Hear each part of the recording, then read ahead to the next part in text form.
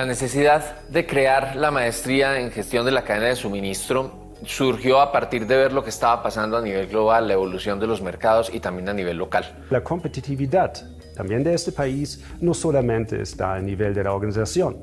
Se trata de una red de actores independientes legalmente, pero dependientes económicamente. Existe una conciencia clara en el mundo de la necesidad de formar profesionales que tengan esa visión sistémica y comprendan la cadena, y aquí en el país no teníamos nada similar. Y fue un proceso que incluyó no solo el viajar, el conocer otras universidades, el entender los estándares que se estaban dando tanto en Europa como en Estados Unidos, sino también poder hacer focus group con empresas, diálogo con ellos para entender las necesidades actuales. Con esta perspectiva sobre la competencia moderna, creamos un producto que da respuestas a preguntas que no solamente son al nivel empresarial, pero también al nivel de industrias. Nos sentamos internamente con todo el área académica a poder ir paso por paso y entender cuál era el diseño que teníamos que hacer. Con la maestría de Supply Chain Management queremos posicionar a nuestros alumnos como líderes en Supply Chain Management en Colombia, en la región. En el programa he notado una gran evolución. Dado el diseño que existe, es un programa que puede adaptarse y que puede albergar muy fácilmente esos cambios que se van dando en el entorno. La demanda a estudiantes con maestría en el campo de Supply Chain Management a nivel mundial está alto.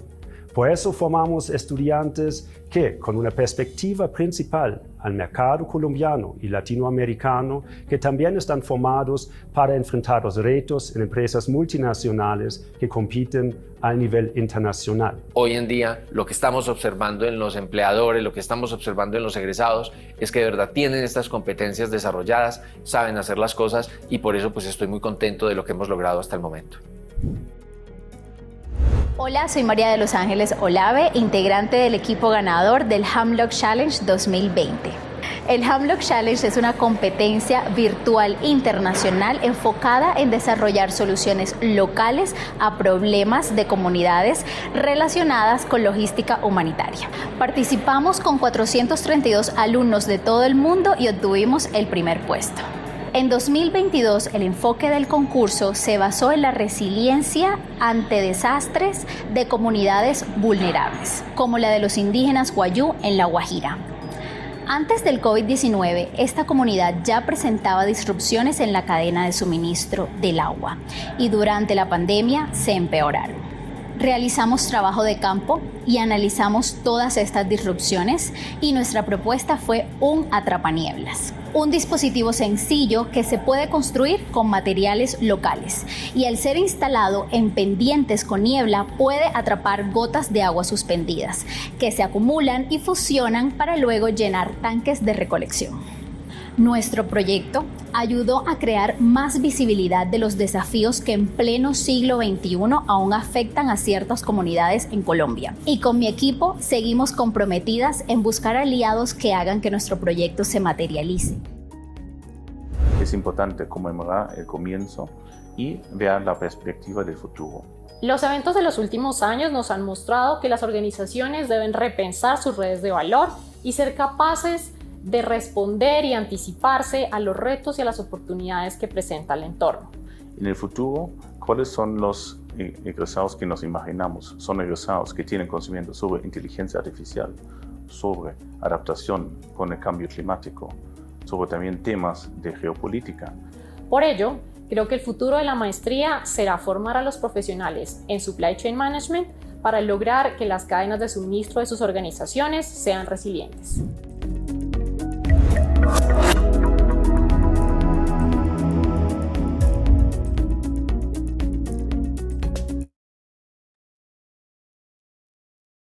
Bueno, bienvenidos a este webinar que hemos titulado Fragmentación Comercial y Estrategia Regional, Desafíos Logísticos frente a Nuevas Tensiones Arancelarias. Muy buenas tardes, les doy una cálida bienvenida en nombre de la Facultad de Administración de la Universidad de los Andes y de nuestra maestría en gestión de la cadena de suministro. Gracias por estar en este espacio que queremos que sea un espacio de reflexión estratégica sobre los desafíos actuales que atraviesan nuestras cadenas de suministro. Nos encontramos en este momento, en un momento que es crítico de transformaciones geoeconómicas, la reciente tregua arancelaria entre Estados Unidos y China tras semanas de tensión comercial ha puesto nuevamente sobre la mesa preguntas que son fundamentales sobre la estabilidad, la resiliencia y la adaptación de las cadenas de suministro globales. En América Latina, estas dinámicas no son lejanas. Todo lo contrario, afectan directamente la configuración de lo que son los flujos logísticos, los costos de operación, la toma de decisiones y esa estrategia regional de abastecimiento. Hoy nos reunimos entonces para comprender mejor estos impactos desde una mirada estructural, informada y con visión de futuro.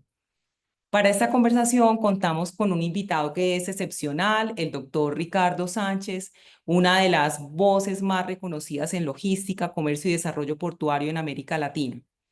Ricardo es economista, doctor en economía de la Pontificia Universidad Católica de Argentina, magíster en economía y gestión de servicios públicos por la Universidad Carlos III de Madrid y la Universidad París 10.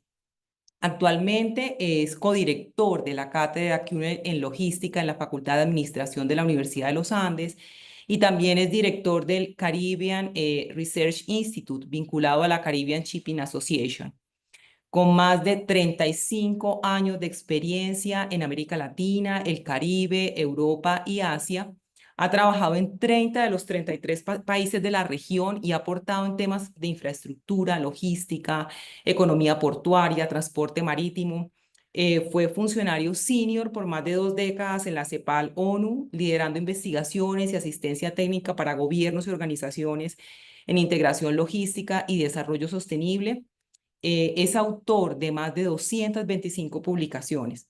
Ha sido asesor del Banco Mundial, el Banco Interamericano de Desarrollo, la CAF, organismos regionales como la Asociación de Estados del Caribe. También es miembro activo de redes académicas internacionales. Su trayectoria lo posiciona de verdad como una de esas voces influyentes en este análisis estructural del comercio, la logística y, por supuesto, los desafíos estratégicos que tenemos para América Latina.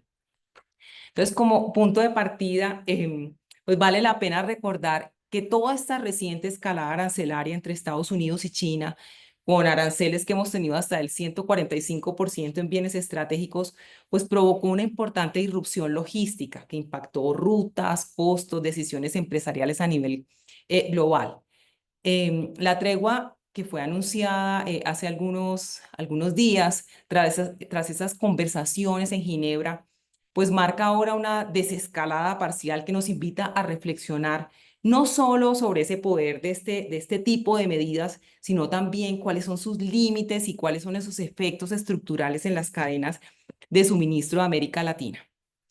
Em, para América Latina, este escenario nos plantea múltiples preguntas. Por ejemplo, ¿qué implicaciones pueden tener estos cambios en nuestras cadenas de suministro? Si estamos preparados desde la logística, las políticas industriales, toda esa integración regional realmente para poder responder estratégicamente a todas estas tensiones.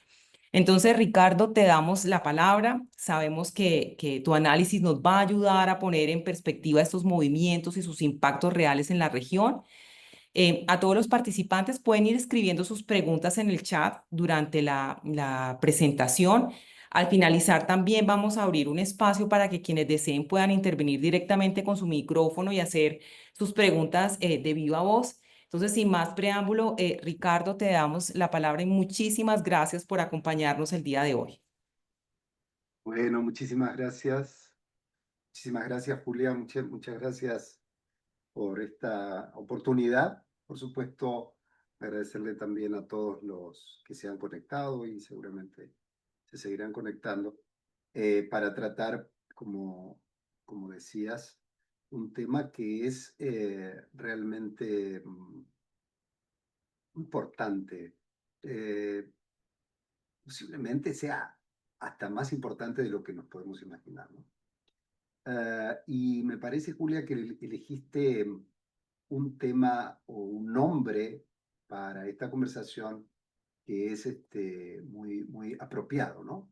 ¿Por qué? Porque estamos frente a un fenómeno de fragmentación comercial global que requiere una estrategia a todos los niveles, requiere una estrategia desde el nivel más pequeño, desde una firma, desde un proveedor de servicios logísticos, desde un agente de apoyo al comercio internacional, etcétera, a, por supuesto, las regiones dentro de un país, los países, el conjunto de países de cada región. En fin, estamos frente a desafíos que se despertaron por las nuevas tensiones arancelarias, pero que traen como consecuencia esta fragmentación comercial que requiere una estrategia regional.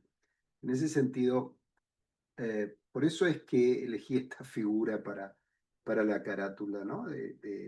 O sea, eso es realmente un tiempo caótico, pero la flor está ahí para decirnos que hay que trabajar activamente para transformar este caos en algo positivo. Quiero empezar advirtiendo que, por supuesto, estamos frente a un trabajo en proceso, ¿no? Se está haciendo, digamos, esto, todos los días hay novedades, todos los días cambia, hay novedades y contranovedades, y por lo tanto es muy difícil llegar a conclusiones definitivas en esta etapa.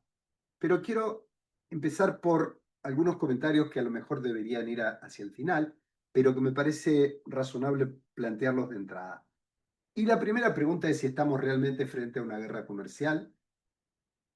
Yo creo que estamos frente a un fenómeno que va mucho más allá de una simple guerra comercial. Yo creo que hay un entorno geopolítico que está dando uno de esos giros de la historia que ocurren cada muchas décadas, y la guerra comercial es un instrumento de ese cambio, de ese realineamiento que el mundo posiblemente va a ver en los años que vienen. Entonces es importante mirar los orígenes, las causas, los efectos de la guerra comercial, pero teniendo en claro que estamos mirando más allá, ¿no?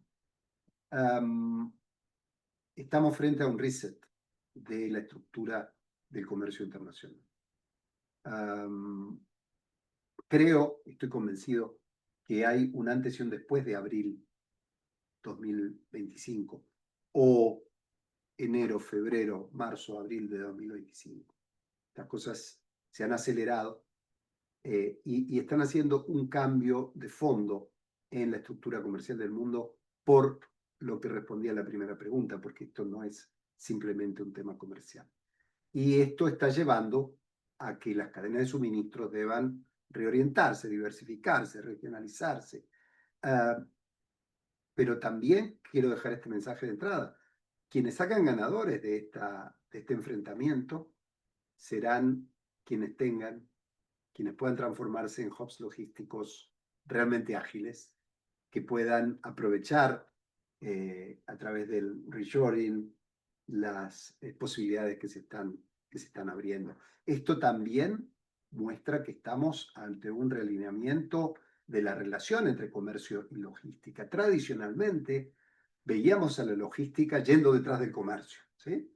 La logística estaba hecha y está hecha para servir al comercio, para servir a la producción. Pero quizás estamos en ese momento de cambio tan fuerte que implica que ahora que la logística tiene quizás la posibilidad, la habilidad de hacer una contribución a esa reconfiguración de los flujos del comercio global. Es muy fuerte este cambio, es ir por detrás, como antes, a ir al costado, orientando, llevando, abriendo posibilidades. Esto cambia, y esto creo que nosotros en la universidad tenemos que reflexionar, tenemos que impulsar esta idea. Ya no es solamente la logística al servicio de, sino la logística junto con, al lado, ¿sí? Empujando. Y por eso también es que vale la pena preguntarse si esto solamente lo puede hacer el sector privado o esto debe ir a través de una alianza entre el sector privado, proveedor del servicio, el sector público, regulador, facilitador o no, ¿verdad? Que también puede pasar. Entonces, ¿cuál es la racionalidad que está detrás de esto? La racionalidad es una racionalidad de la geopolítica que incluye al comercio, pero que es mayor. ¿Cuáles son los límites? Pues los límites los estamos viendo. El 12 de mayo vimos cómo ocurrió un cambio, un primer cambio, nada definitivo, pero muy fuerte, muy significativo, que nos dice que los límites existen, que esa locura de las represalias no podía continuar así y que hay que buscar sentarse, conversar, llegar a nuevos acuerdos. Pero recordemos que son nuevos acuerdos en un entorno geopolítico que está cambiando. Por lo tanto, no son simples acuerdos comerciales. Entonces, insisto, y lo pusiste muy claramente, Julián, en el título, que tenemos que pensar en la cooperación regional para responder a estos shocks, a estos impactos. No hay ningún país en el mundo, por fuera de los dos grandes que están enfrentados, y hasta con ciertos límites, no hay ningún país individual en el mundo que pueda solo con la situación actual. Por lo tanto, no hay una empresa, no hay un sector que pueda solo frente a esta situación. Se requiere de colaboración, se requiere de acción coordinada. Entonces, cabe preguntarnos, ¿quién es el actor principal para esa coordinación? ¿Es el sector privado? ¿Es el gobierno? ¿Es una alianza entre el sector público y privado? ¿Es una o unas agencias multilaterales de reconocimiento? Creo que estos son los temas que van a surgir a lo largo de esta presentación. El entorno es el entorno de las dos palabras que nos rigen en el mundo del comercio, de la logística, de la actividad productiva, diría yo en general, en los últimos 10 o 15 años, que es incertidumbre y volatilidad. Cada vez que vamos a analizar una situación, enfrentamos que estamos diciendo situación de incertidumbre, situación de volatilidad, pero también debemos ir pensando que esta es la forma, esta es la normalidad, porque ya 15 años, más de media generación de la humanidad, está acostumbrándose a vivir en un entorno de incertidumbre y de volatilidad, que es el que nos rige, y eso está claramente a la vista. ¿Qué está pasando ahora? Y lo que está pasando es, en algún paper que publicamos recientemente, también generado en la silla de logística de CUNY en la Universidad de los Andes, es que estamos no frente a un meteorito que cae sobre la Tierra, estamos frente a una lluvia de meteoritos. Como me decía un amigo del Banco Mundial, muy interesante, pero ojo, porque una lluvia de meteoritos también puede ser vista como un lindo espectáculo, una linda imagen. Bueno, puede ser una linda imagen o puede ser una imagen trágica. Bueno, si podemos lograr esas tareas que mencionaba antes, coordinación, cooperación, agilidad, rapidez para tomar decisiones en el camino correcto, pues entonces estaremos frente a un lindo espectáculo y no a un espectáculo trágico. ¿Por qué digo que tenemos una lluvia de meteoritos? Tenemos hechos muy serios de orden geopolítico, de orden militar, que están ocurriendo ahora. También tenemos meteoritos en el mundo de la economía y del comercio. Estamos frente a uno de ellos. Meteoritos tecnológicos, los cambios tecnológicos que están ocurriendo.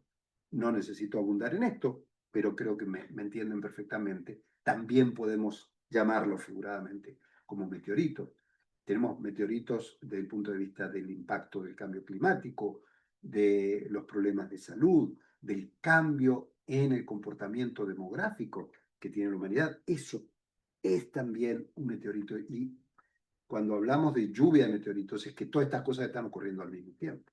¿Y en qué contexto? Bueno, en un contexto donde la logística marítima, que es la principal especialidad, diría yo, la industria de la logística marítima está en un proceso de consolidación de unas formas de cooperación desconocidas hace 2 décadas, que generan nuevos escenarios, que generan una nueva composición industrial de la actividad logística, en la cual la logística marítima es una parte, ¿sí?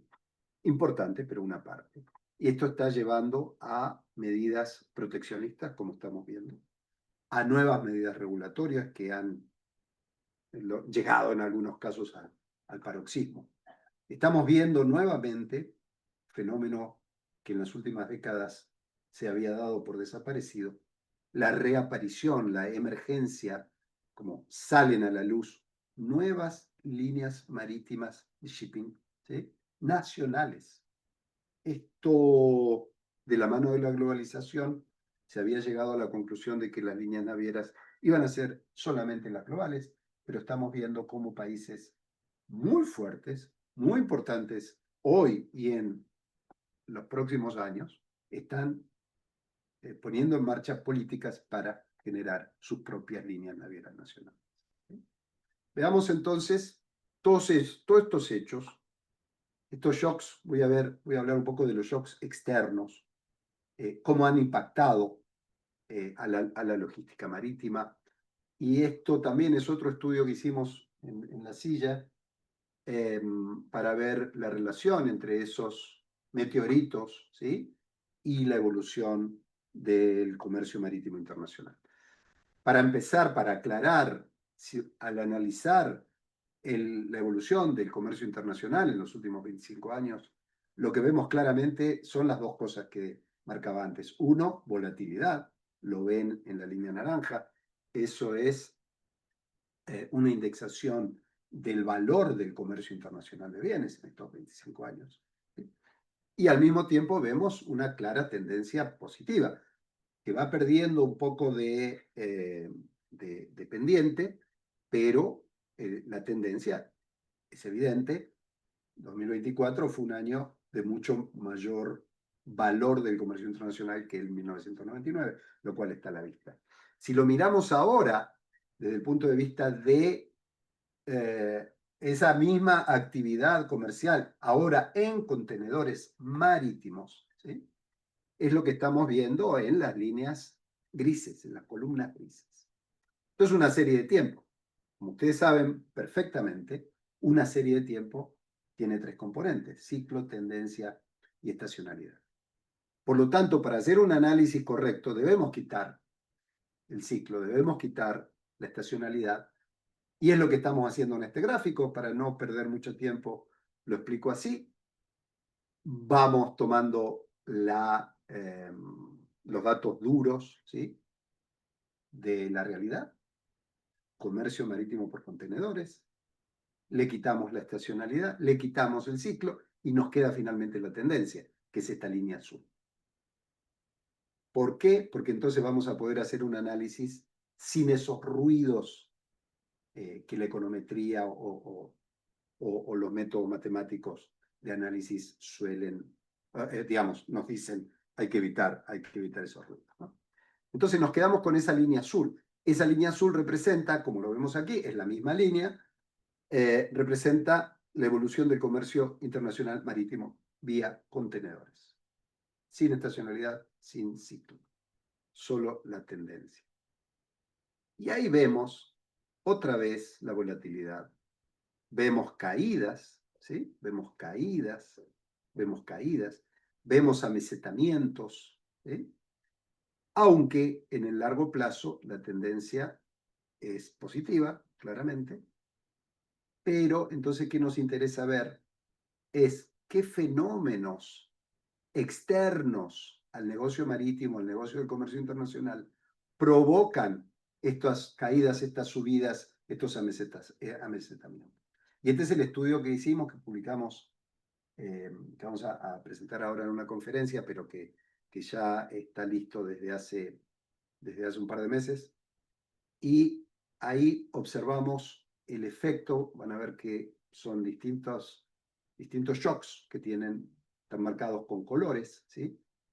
Y ahí quiero destacar aquí, bueno, por supuesto, las crisis económicas, financieras, que son las que tienen una gran incidencia, ¿sí? La crisis del 2008-2009, la crisis de los mercados emergentes, el COVID, por aquí, ¿sí? Pero me quiero quedar con los rojos, que son los conflictos armados y no armados. ¿Cómo estudiamos esto? Bueno, con un modelo de ARIMA univariado para medir, digamos, el impacto. Tampoco quiero entrar en el detalle de esto, pero es un método econométrico que nos permite, una vez que desestacionalizamos y quitamos el ciclo, nos permite medir el efecto de ciertos hechos, ¿ah? Sin entrar en mayores detalles, esto es lo que dice esta fórmula y aquí está el resultado. Sean causas económicas, causas de salud, orígenes, ¿no? De los problemas económicos, de salud, tecnológicos, geopolíticos, ¿sí? Variables ligadas con los fenómenos climáticos, etc. Bueno, está señalado el mayor impacto, como ustedes ven aquí en esta primera columna, ¿sí? El mayor impacto lo tienen justamente estos eventos, ¿sí? Estos eventos. Fíjense ustedes, la guerra comercial, junto con el problema de las crisis económicas, ¿sí? Y el COVID en su momento, son quienes mejor explican estas fallas en la evolución del comercio marítimo internacional. ¿Y por qué lo estoy presentando acá? Porque justamente estamos hablando de una guerra comercial, que es la que tiene el mayor impacto, como ustedes ven. En ese contexto, digo yo, vamos a hablar de la nueva política comercial externa de los Estados Unidos que ha impactado al mundo y que, insisto, este es un trabajo en marcha, un estudio en marcha. Me pareció interesante que The Economist, digamos, que es una prestigiosa revista de análisis de negocios y de economía, desde el principio del inicio de la puesta en marcha de estas medidas, marcó diferencia, marcó su desacuerdo, digamos, con lo que estaba pasando, al llegar al extremo, como dice la última esta, ¿no? De medir la cantidad de días que le quedaban al presidente Trump. Lo cual, bueno, pues es una clara muestra, digamos, de la reacción que en muchos analistas generaron estas medidas.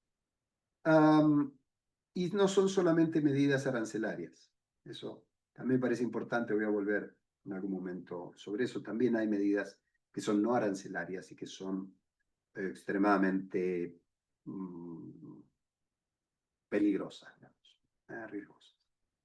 Resumen cómo fue la evolución de las medidas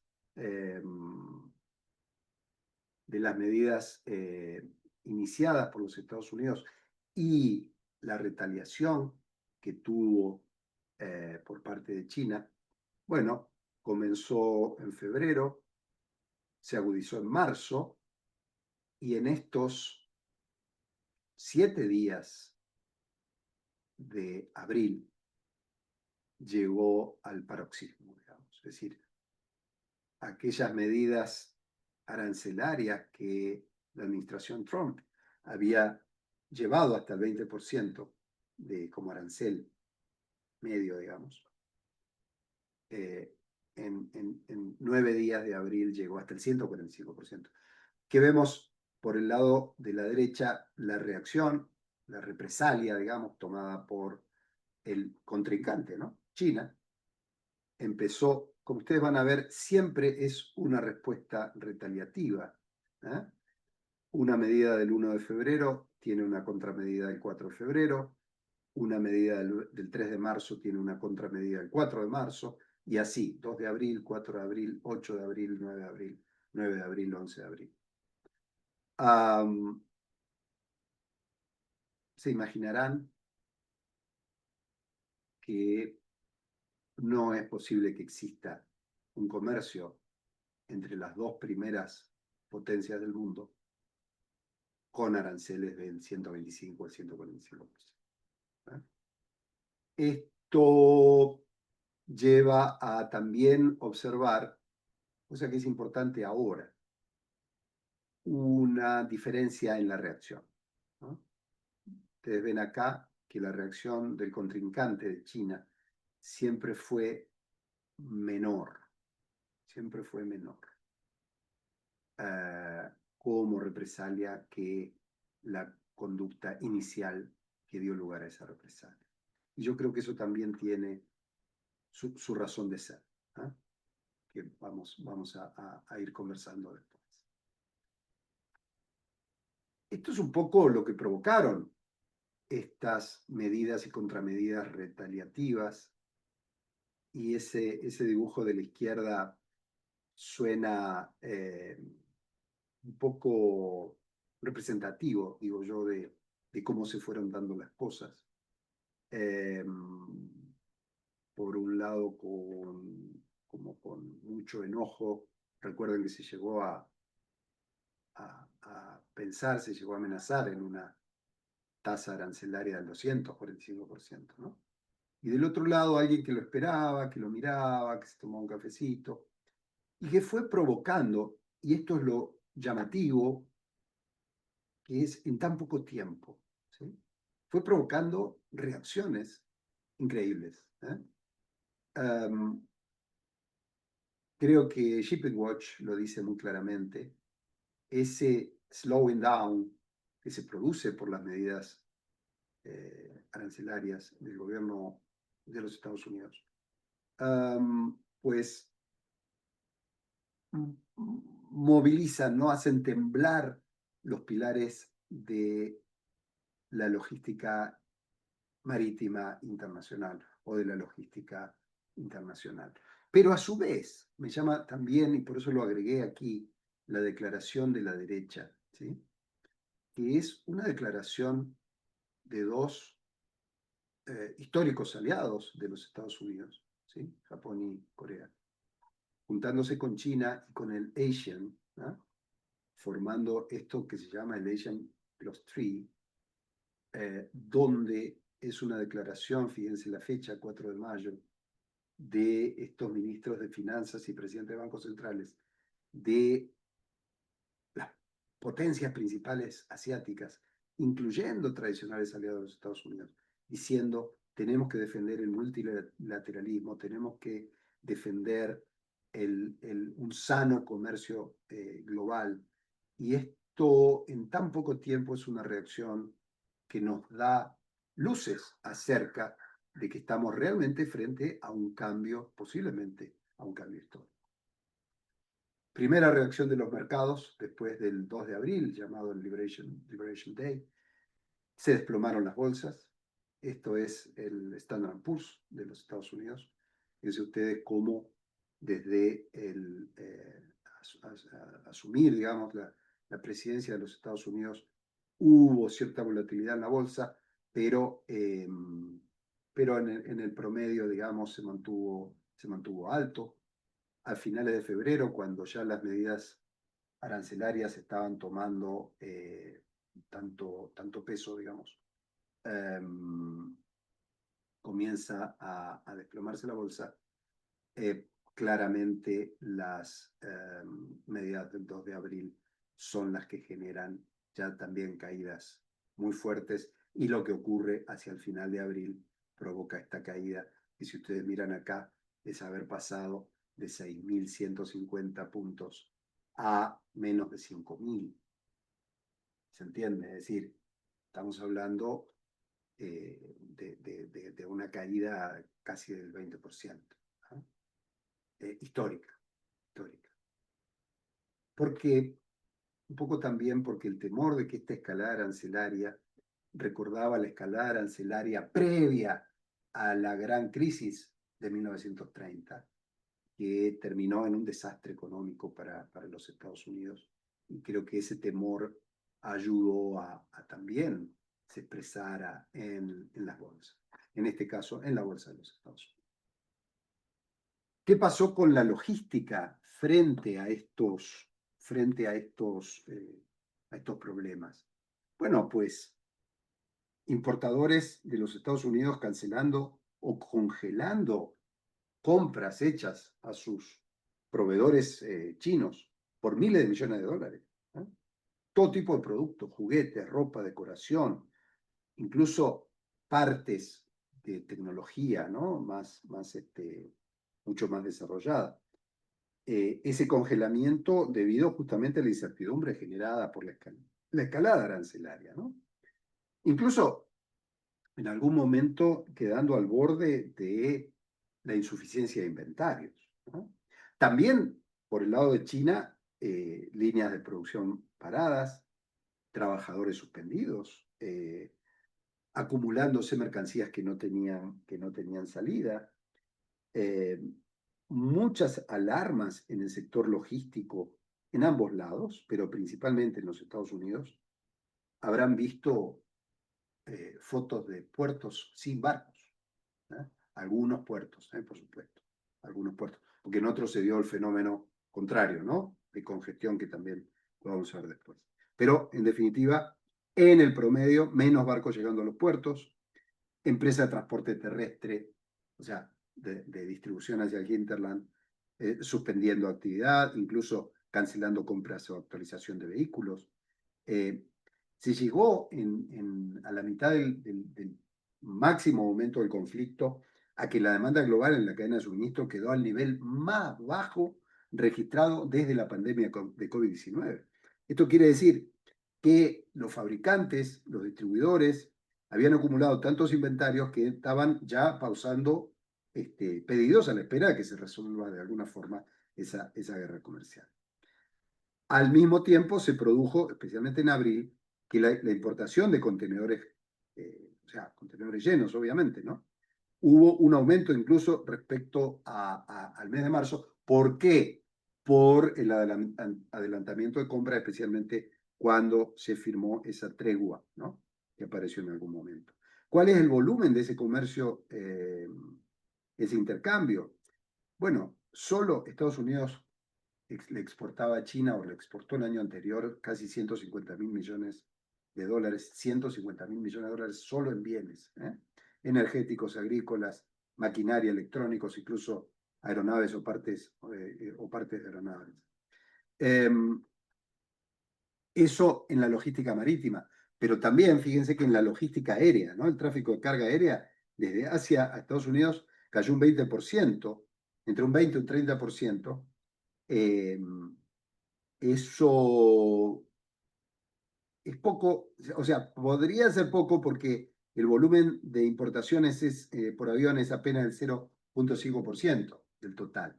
Pero ojo, porque el valor es el 27%, ¿sí? O sea que eso también nos está hablando de un grave problema. Y ese grave problema, acá en la lámina he tomado comentarios resumidos, digamos, de analistas o incluso de la Organización Mundial de Comercio, que llegó a esperar una caída muy fuerte en el volumen del comercio de bienes en todo el mundo, pero también teniendo muchos temores de los riesgos macroeconómicos, ¿eh?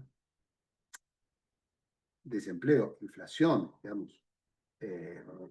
Y ahí, en un momento en que la economía de Estados Unidos venía mejorando, ¿sí? Pero bueno, esta amenaza y las experiencias históricas generaban también estas expectativas negativas en los agregados macroeconómicos, pero también en la operación diaria de las empresas, de los agricultores, los transportistas, en ambos lados. Por eso era importante en ese momento preguntarse hasta dónde iba a llegar esta guerra, ¿no? Algunos efectos en temas de logística marítima. Bueno, uno de estos fue la caída de los fletes. Fíjense ustedes cómo venía bajando el flete, desde flete marítimo, ¿no? Esto es principios de enero, de máximo, hasta el 27 de marzo. La primera reacción es un aumento de los fletes. ¿Por qué? Por el adelantamiento de compra. Pero una vez que eso pasa, empiezan a caer. Esto afecta a los contenedores secos, ¿eh? En los contenedores refrigerados, el aumento fue sustancialmente mayor, ¿eh? Un exceso de demanda, una restricción de la oferta en un mercado como el de refrigerados, hizo que los precios de refrigerados crecieran muchísimo. Ahora, fíjense ustedes que acá lo que podemos es comparar la primera guerra, la reacción de los fletes marítimos, la primera guerra comercial de Trump en su primera gestión, y en rojo el comportamiento de los fletes en la segunda, en la de ahora, ¿sí? Esto nos habla de que el efecto esta vez fue mucho mayor porque obviamente los fletes marítimos bajan cuando no hay más remedio, digamos, ¿eh? y sobre todo si bajan tanto como para perder un 30%, que es lo que estamos viendo aquí. Otro efecto, la pérdida de expectativas. Fíjense ustedes cómo venían, aquí tenemos por la derecha la evolución del World Port Throughput, es decir, la cantidad de contenedores movilizadas en todo el mundo y las previsiones para los años siguientes. Fíjense ustedes cómo el mercado empieza a estimar una caída tremenda. Esto fue durante la locura, ¿no?, de las medidas y contramedidas.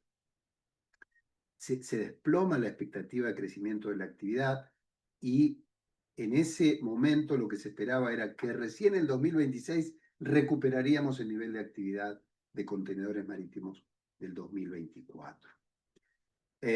Y esto es expectativas del mercado frente a las medidas arancelarias y contraarancelarias, en la cual se esperaba que los principales perdedores fueran justamente Norteamérica y China, pero que el mundo en general tuviera una contracción prácticamente del 1% en la caída de los contenedores en todo el mundo. Esto nos da una idea de lo que hubieran sido la evolución de los costos por las medidas no arancelarias, fíjense ustedes las que afectan a los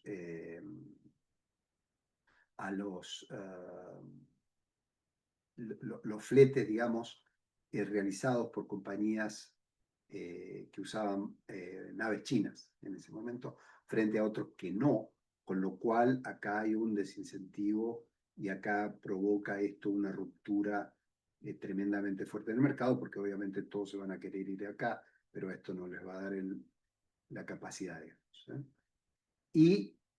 Y esto posiblemente es lo que motivó después una retracción fuerte en las negociaciones posteriores en mayo, el efecto esperado que esa política tarifaria, en este caso cuando llegó al 145%, cuánto eso afectaría a sectores concretos como autopartes, el sector alimenticio, el sector de muebles, de productos industriales y el sector del retail. Fíjense ustedes, un 89% de aumento en el precio que el consumidor debía pagar por estos precios, por estos bienes.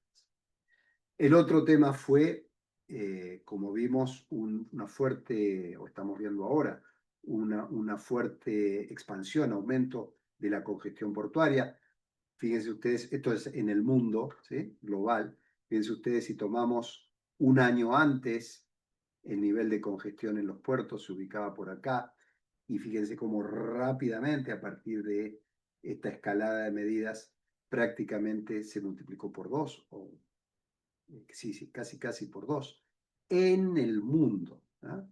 Pero si lo vemos ahora, en Asia, la congestión se multiplicó por 3. Y cuando hay congestión, la cadena de suministro sufre. Cuando hay congestión en el puerto, la cadena de suministro sufre en toda su extensión.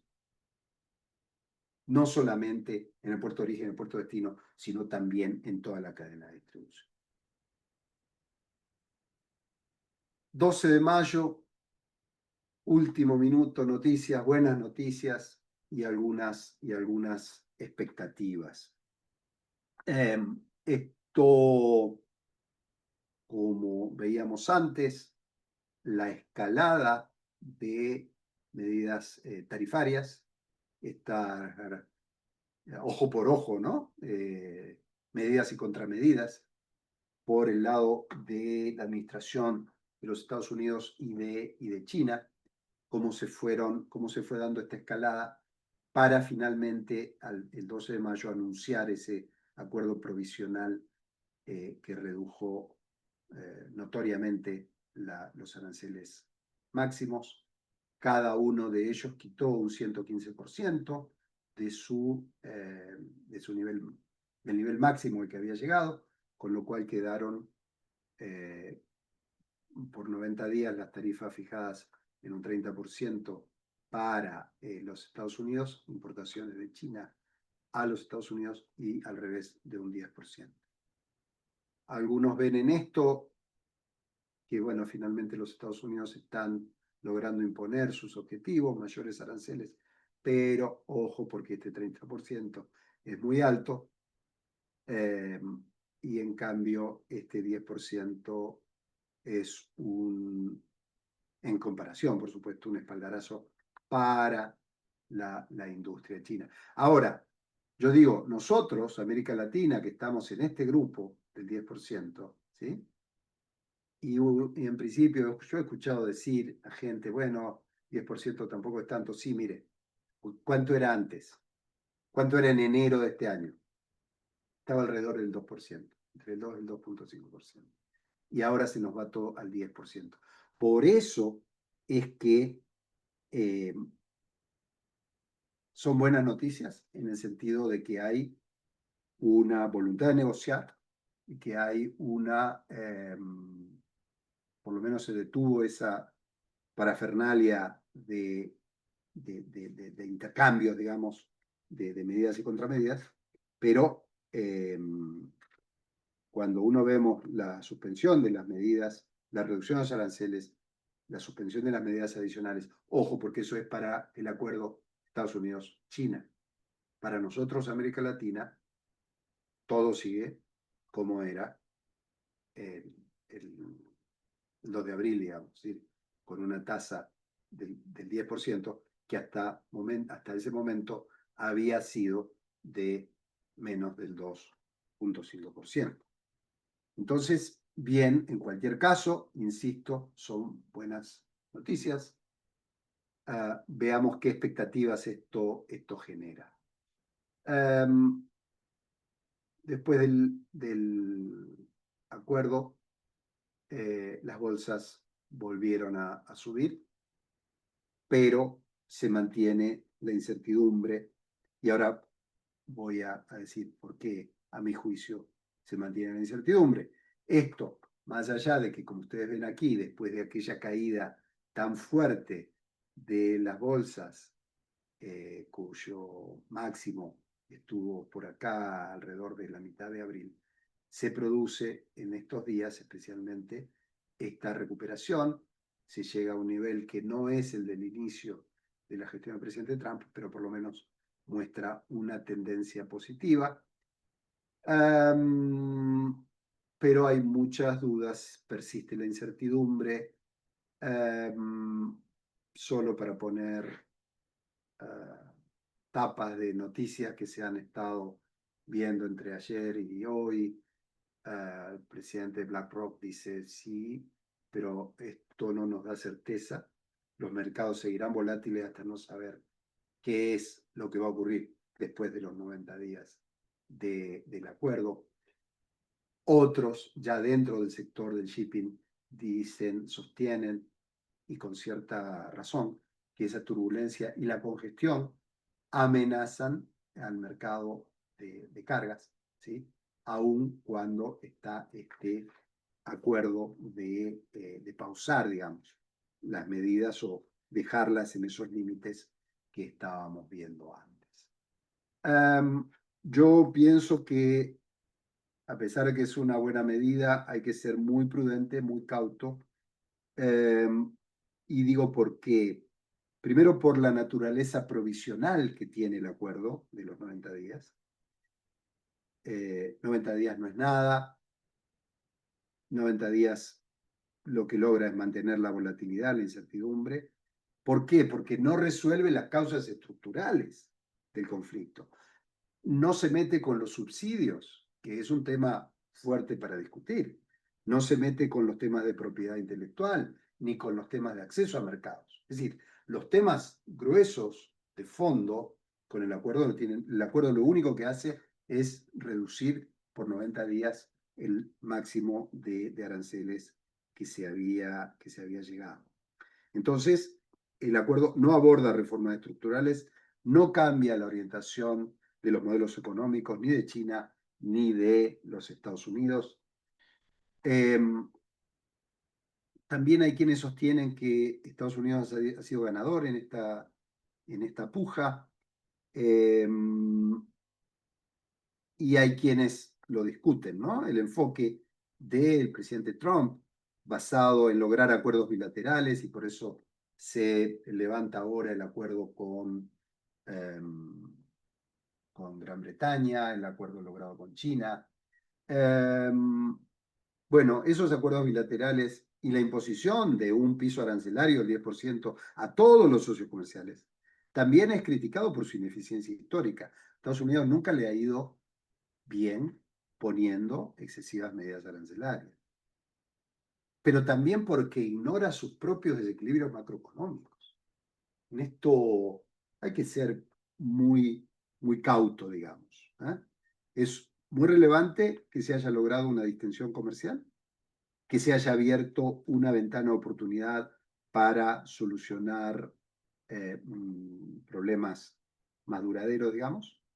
Pero si bien la tregua reduce el riesgo de una recesión global, que había sido inducida por el conflicto comercial, estabiliza las cadenas de suministro también, pero la expone a presiones, ¿sí? Porque el acuerdo es por 90 días. O sea, otra vez vamos a tener posiblemente acumulación de stocks y por lo tanto grandes movimientos logísticos, ¿sí? Pero bueno, refuerza la idea de que no se quieren estas dos economías desacoplar, digamos.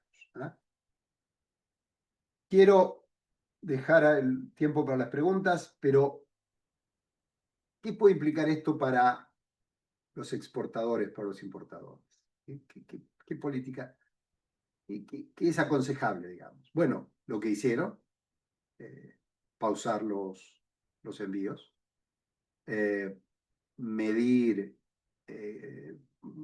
cuidadosamente cuál es el impacto de los cambios arancelarios, decidir, digamos, política de inventarios, preparar, digamos, aprovechar esta pausa, ¿no? Ahora, estas son medidas de corto plazo. En el mediano y el largo plazo van a tener que considerar cómo son los nuevos patrones de producción, los nuevos patrones de intercambio, de comercio, ¿no?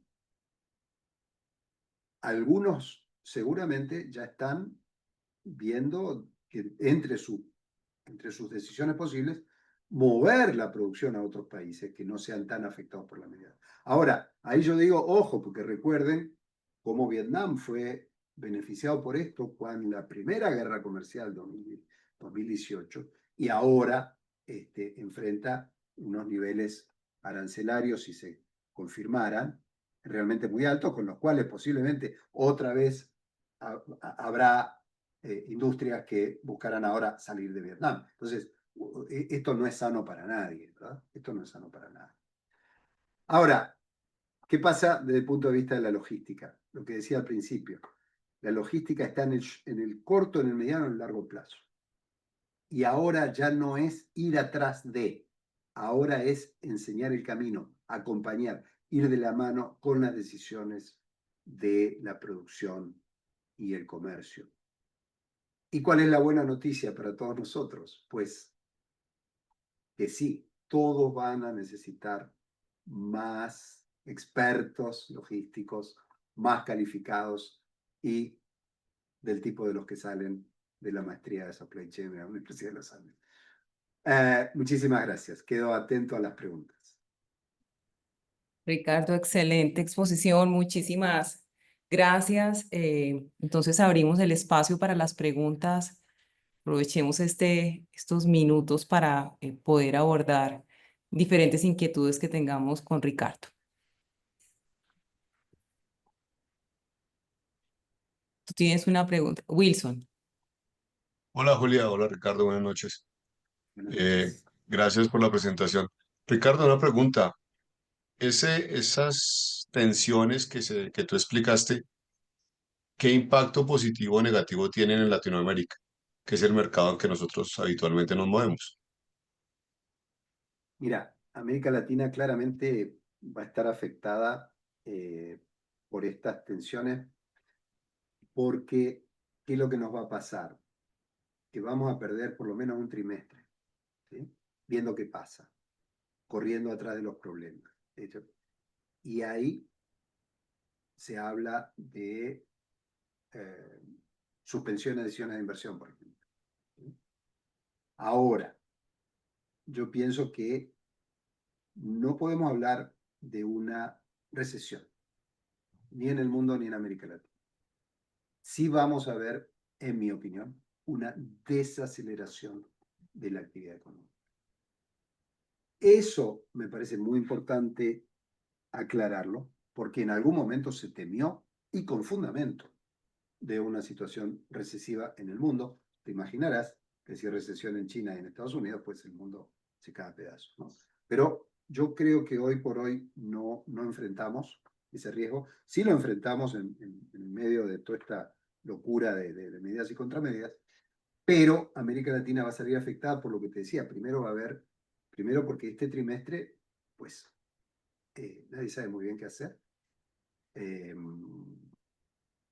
Pero desde el punto de vista logístico, yo creo que deberíamos ver un nivel de actividad un poco quizás más sostenido, porque, como te decía, hay gente acumulando stocks o adelantando compras, ¿sí? Y después, bueno, hay que procesar logísticamente todo ese cambio repentino, ¿eh?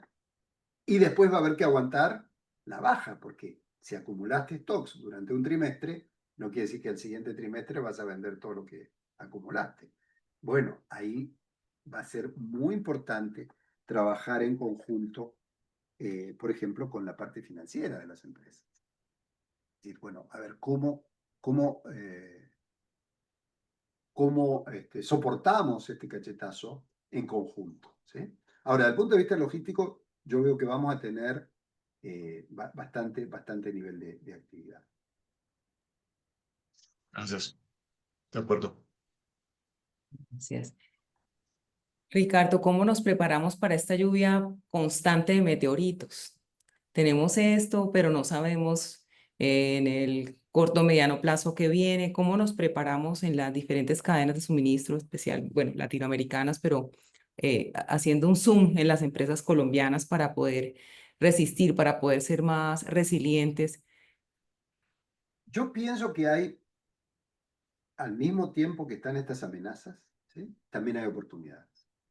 Porque Colombia es un país que produce, si bien, digamos, su estructura productiva no es de la más diversificada, ¿sí?, pero tampoco es monocultivo, digamos, como sí hay otros países. Creo que tiene un nivel intermedio de diversificación de la producción y tiene una inserción internacional que en estas nuevas circunstancias podría ser beneficioso para Colombia, para Perú, para Brasil, por supuesto, para Chile, quizá para Argentina, para Uruguay. Es decir, en América del Sur yo creo que hay oportunidades. ¿Dónde tenemos las amenazas? El sector agrícola, pienso yo, por el hecho de que hay insumos más caros, ¿sí?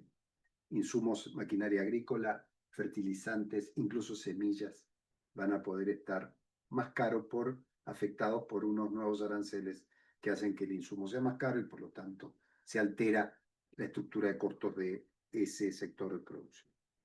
Ahora, al mismo tiempo, esto nos va a dar otras oportunidades porque posiblemente, como decía, los aranceles mutuos, recíprocos, como se llamaron, se bajaron el 12 de mayo, pero están mucho más altos de lo que estaban antes. Entonces, posiblemente tengamos una ventaja de inserción internacional, porque a pesar de la suba de algunos costos, de algunos insumos, posiblemente quedemos competitivos en los países en los que hasta ahora no éramos competitivos, ¿sí? Entonces, ahí hay que, con mucha inteligencia, adelantarse a las opciones. Idealmente, esto debería ser una iniciativa público-privada. Entonces deberían juntarse los productores, los logísticos, ¿no?, los financistas, etcétera, con el gobierno, decir, bueno, a ver, ¿qué iniciativa de inserción internacional nos damos para salir airosos como individuos, como empresas y como economía, ¿sí? Eso en cada país es diferente, el nivel de acercamiento entre gobierno y sector privado va cambiando de país en país. Yo digo, el ideal sería ese. Eso no quita que no pueda haber otras formas de colaboración transversal, sector privado, logístico, productor, financiero, con el de otros países, ¿sí? Hay países en América Latina que tienen estructuras productivas que son muy similares. Entonces, más difícil cooperar históricamente. Pero yo ahora digo, hombre, si se está abriendo un mundo que no teníamos hasta hace 3 meses, pues a lo mejor hay que cooperar. Vamos.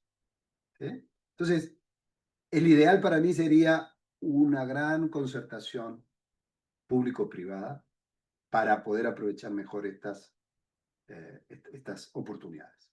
Pero eso no quita que existan otras oportunidades de cooperación transversal, privado-privado, dentro del mismo país o incluso con países vecinos.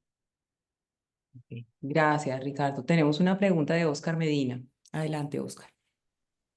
Ricardo, ¿cómo estás? Julia, ¿cómo estás? Marcus, saludos a todos, qué alegría verlos. Ricardo, dos cositas. Después de la crisis del 2008 llegamos como a una globalización 2.0 que da hasta casi la pandemia, y después de la pandemia vienen todos estos eventos disruptivos que nos empiezan a generar otro entorno. La pregunta mía es, vamos, digamos, esto es un espacio, unos dolores del parto hacia un proceso de globalización 3.0 que se va a afianzar, o vamos hacia la desglobalización con más regionalización, haciendo más fuertes las regiones, el Asia uniéndose, la Unión Europea uniéndose, y América tratando de unirse en una región un poco más parcializada. Y la otra pregunta que quería, o más sectorizada, y la otra pregunta que quería hacerte es este concepto de las navieras nacionales. Digamos, Costco siempre ha sido una naviera nacional, tiene mucha fuerza, está en el BRI, pero las navieras nacionales, ese concepto no lo tengo como claro. Esas son las dos preguntas que quería hacerte. Gracias, Ricardo. Empiezo por la segunda, que es más fácil. Te doy 3 nombres. Bueno, China, tú lo dijiste. India, Arabia Saudí, Estados Unidos. Los 3, China ya lo tenía, los otros 3 no lo tenían, y todos lo tienen en sus planes para, incluso en el caso de India y Estados Unidos, con fuertes implicaciones en la industria naval. Tú eres muy joven, Oscar, no te acordarás que antes existían las líneas navieras nacionales, ¿sí? No Y en creas, algún no creas momento que me tocó, no creas que me tocó. No creas que me tocó. y en algún momento, bueno, la globalización se las llevó puestas, digamos, ¿eh? Pero hoy, 3 países tan importantes por su estructura productiva, su inserción internacional, o por su capacidad financiera, como Arabia Saudita, lo tienen entre la de Arabia está anunciada, y está conformada, y ya, ¿no?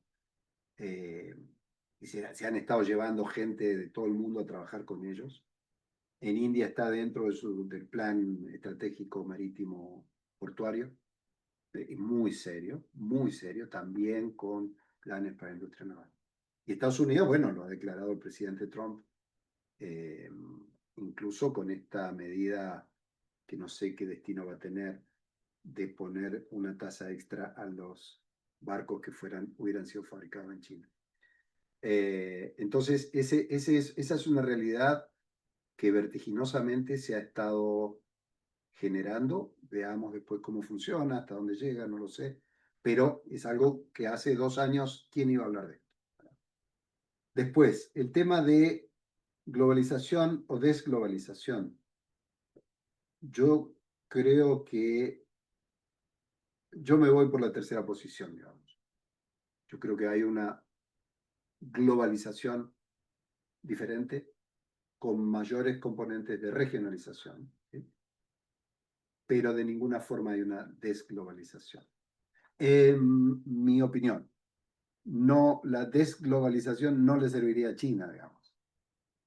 No le serviría a los Estados Unidos. No le serviría a Europa. ¿Sí? No nos serviría a nosotros, aunque somos los que menos ganamos. Pero bueno, pues es que nos permite tener un escenario. Yo creo que hay, lo vemos muy claramente en el mundo de los contenedores, la logística marítima, vía contenedores, que tradicionalmente la mayor cantidad de contenedores se movían entre Asia y Europa, ¿ah? Entre Asia y Estados Unidos. Y ahora se mueven dentro de Asia. Es una realidad palpable, quiero decir. América Latina está muy lejos de eso. América Latina reduce su porción de comercio interregional, llegó a ser el 21% en el 2011-12, hoy está arañando el 12-13%. O sea, se ha reducido. Mucho de eso tiene que ver con que sus estructuras productivas son muy similares, su inserción exportadora es muy similar, entonces somos competidores entre nosotros. Pero yo creo que eso es algo que ahora podríamos poner a nuestro favor. Entonces, y tenemos que comerciar más entre nosotros. Incluso en sectores básicos, ¿sí? En la minería, en la agricultura, es decir, pero me refiero a la parte industrial, ¿no? Insumos para. Eso se puede producir acá, se produce acá. Hay países que producen.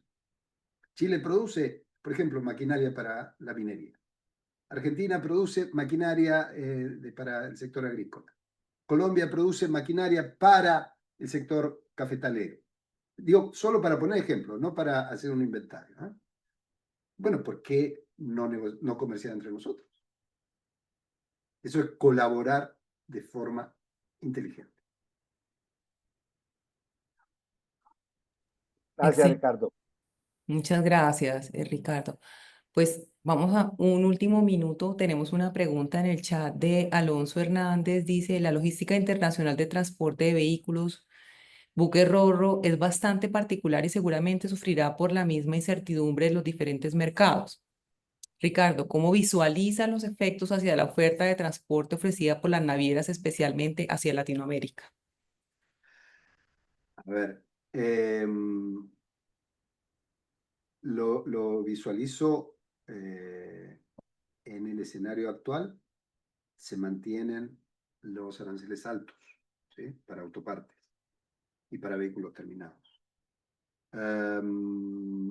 No es una buena noticia, digamos, para el sector de los vehículos. Ahora, insisto con esto es 90 días y dentro de 90 días no sabemos qué mundo vamos a tener, porque el acuerdo, la esencia del acuerdo del 12 de mayo entre China y Estados Unidos es bajemos la locura, ¿sí? Pero no resuelve nada. Y se da 90 días. Quiero decir, es un acuerdo que tiene más de voluntarismo que de realidad. No sabemos qué va a pasar dentro de 90 días. Y no tenemos capacidad, no tenemos espaldas nosotros para torcer esos mercados. Entonces, yo, si lo tengo que responder en el corto plazo, no se ve bien el sector de vehículos. Se ve con problemas, ¿eh? Ahora, tampoco es catastrófico porque, bueno, la gente sigue demandando y habrá cierta elasticidad que ayude al sector.